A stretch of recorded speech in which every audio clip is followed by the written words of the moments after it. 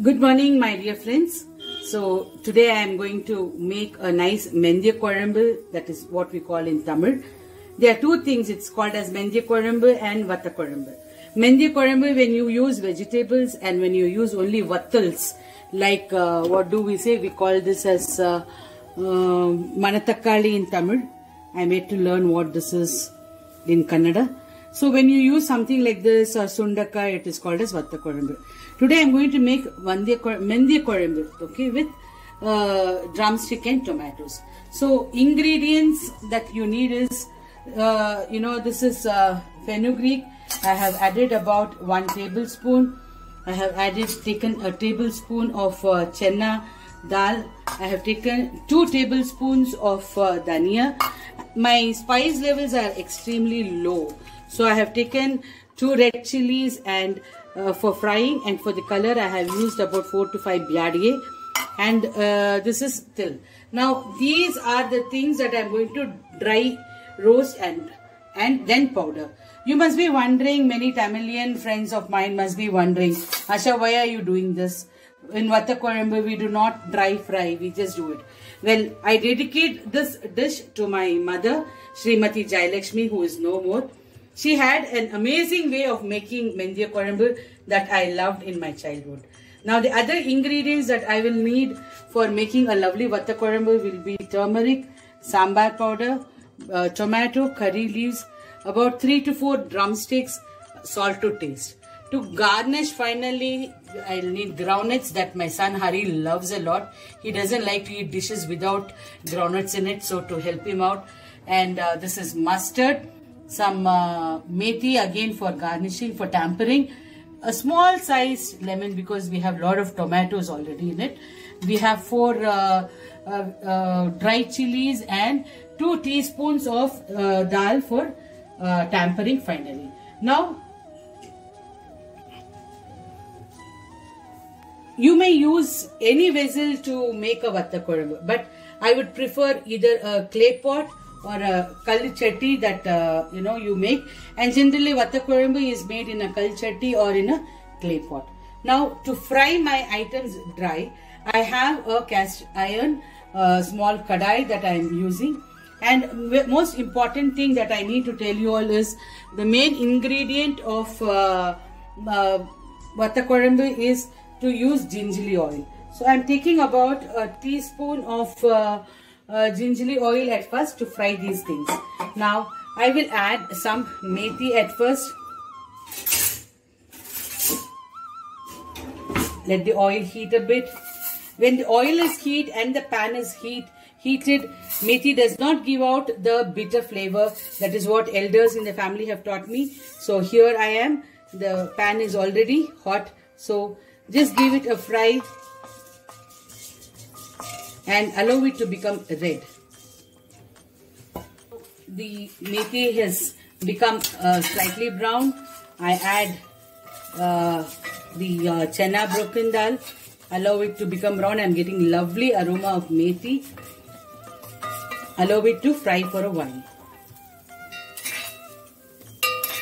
When the chana is just fried enough, getting to become brown, now I add dhania.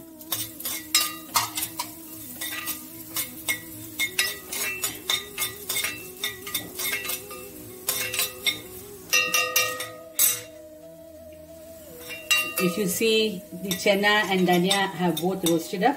Now add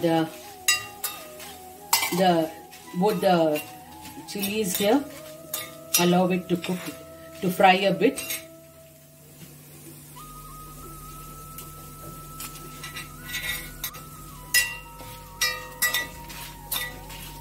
Add asafoetida.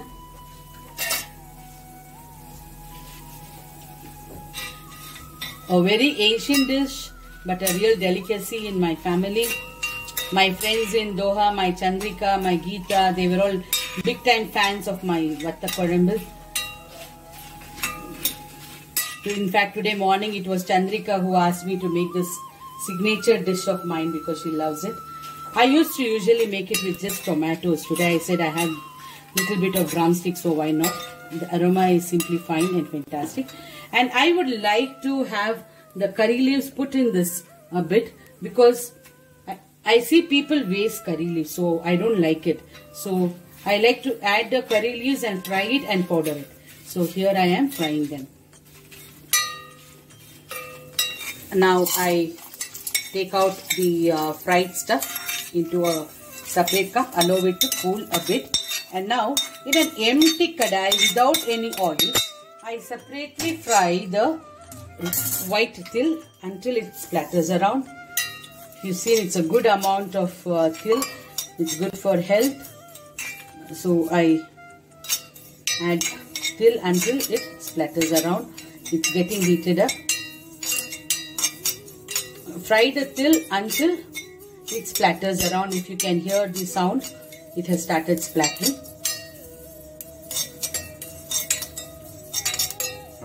It's splatting out nicely. Put off the stove and keep it aside. Now for people who are as old as me, as 55, will know it. But for if youngsters are watching my video, I'll have to tell you to first powder the dried chilies and then you grind the rest. So I pick up all the red chilies first and I powder them in the beginning.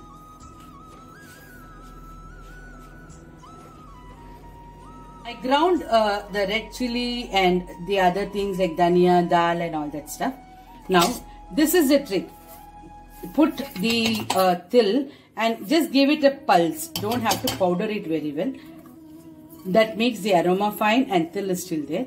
I will just come back to you and show you how it goes.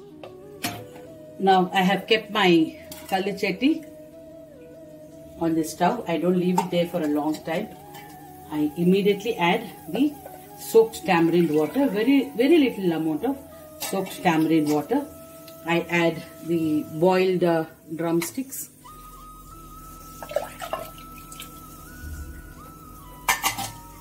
And give it a boil. Add enough salt.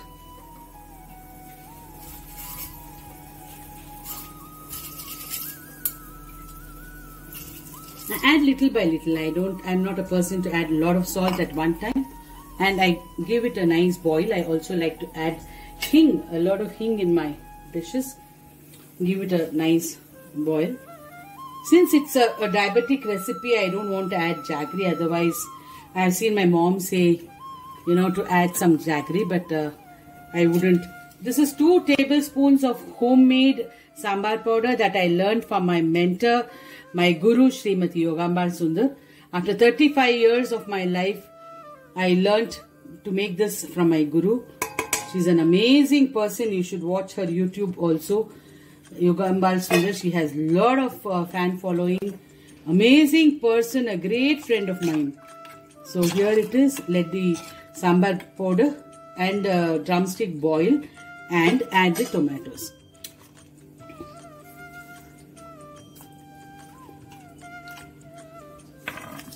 Allow it to come to a boil.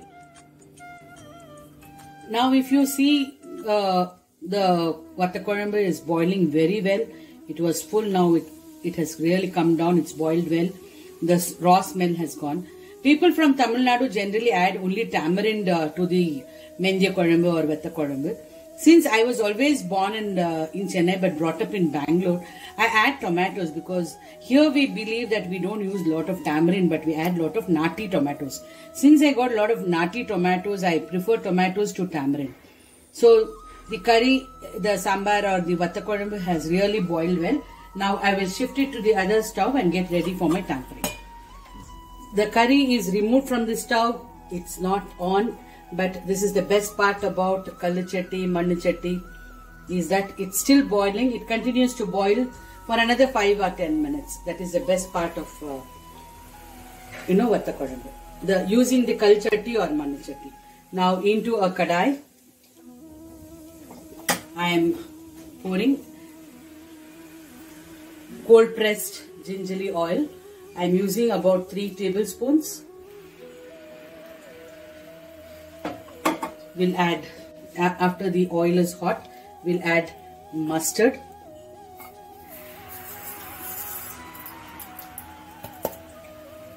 The mustard has to splatter. For youngsters, if you all are seeing this to learn my recipes, be sure that the mustard has to splatter before you add anything else. Otherwise, it's a big waste. So, since I've already let the mustard splatter a bit, 1 minute.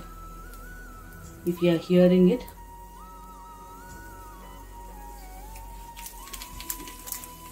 Mustard has splattered. Add a teaspoon of methi. Let it fry a bit.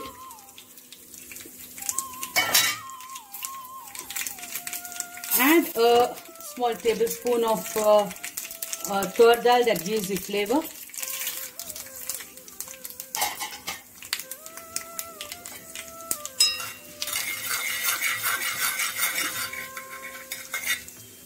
Let it fry a bit.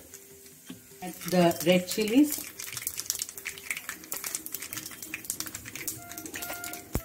Keep it in sim and add hing.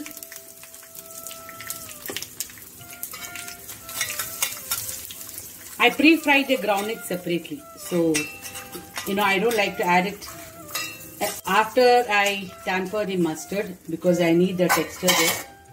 So add it. At last, what I do now is the magic. Now comes the magic that my mom used to do. Do you remember we fried the dal, the dhania, methi and powdered it along with the byadgi. So we add it into this. Give it a nice gentle mix.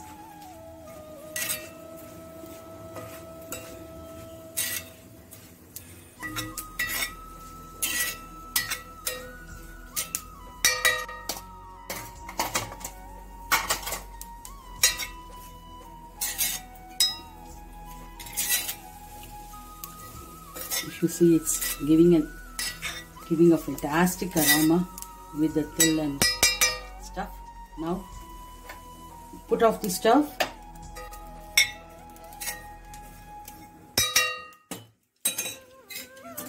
Slowly add it to the vatta kodanbu.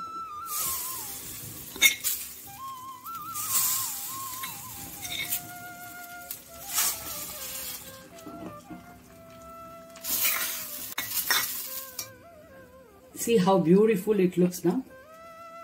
It's not very spicy. The red thing in the curry is because of the byadgi. Byadgi is such a lovely thing. I have checked for salt. You need to check for salt every time you want to. And if you see, all the til is half ground.